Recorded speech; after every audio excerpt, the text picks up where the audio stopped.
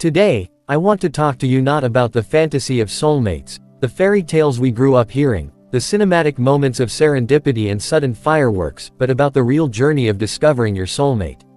This journey is not always paved in roses. Sometimes it's paved in questions, in solitude, in growth. But I promise you this, it is the most worthy journey you will ever take. We often think of soulmates as someone we stumble upon, as if fate will guide us down a street corner one rainy day and boom, there they are. But finding your soulmate is not a matter of luck. It's a matter of alignment. Alignment with your truest self.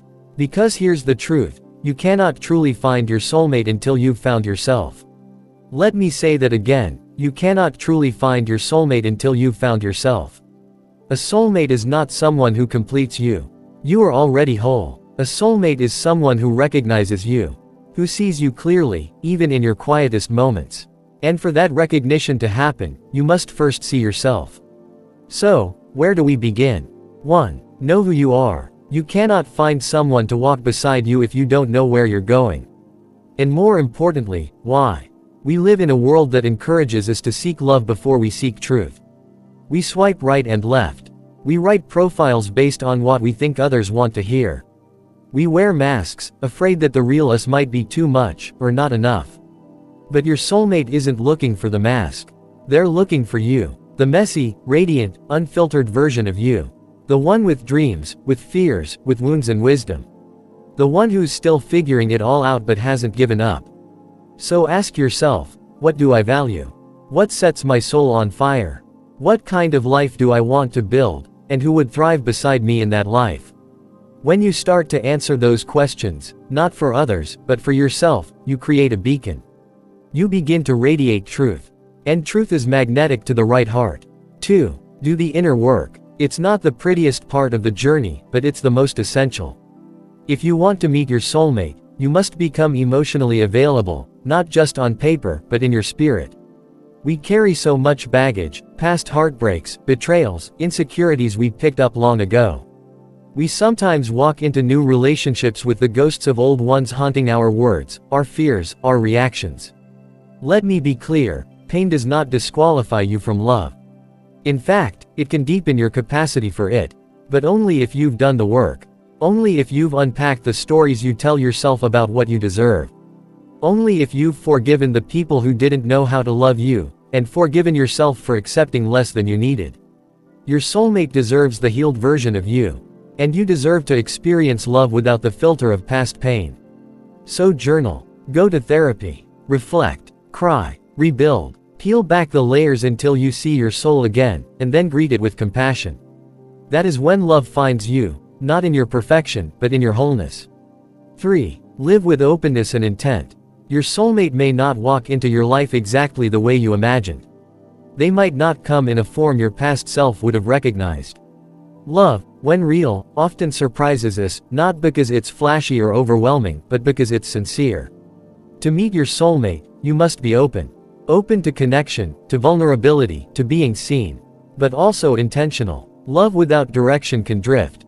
Be clear in your standards. Be honest about your desires. Don't settle for lukewarm when your soul is craving fire. You attract what you are ready for. So don't just wait. Prepare. Go live a life that excites you.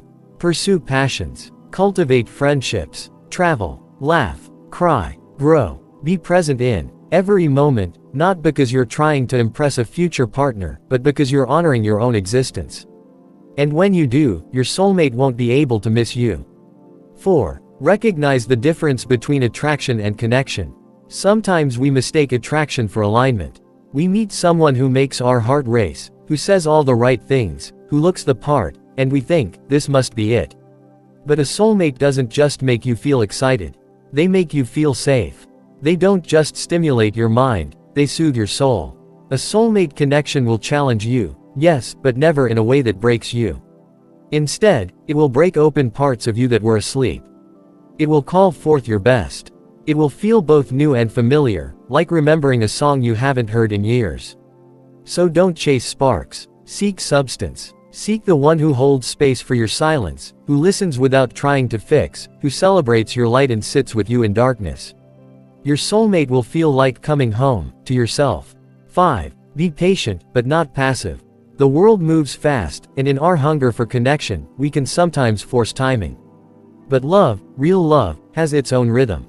And it doesn't always arrive on your timeline, it arrives on life's timeline.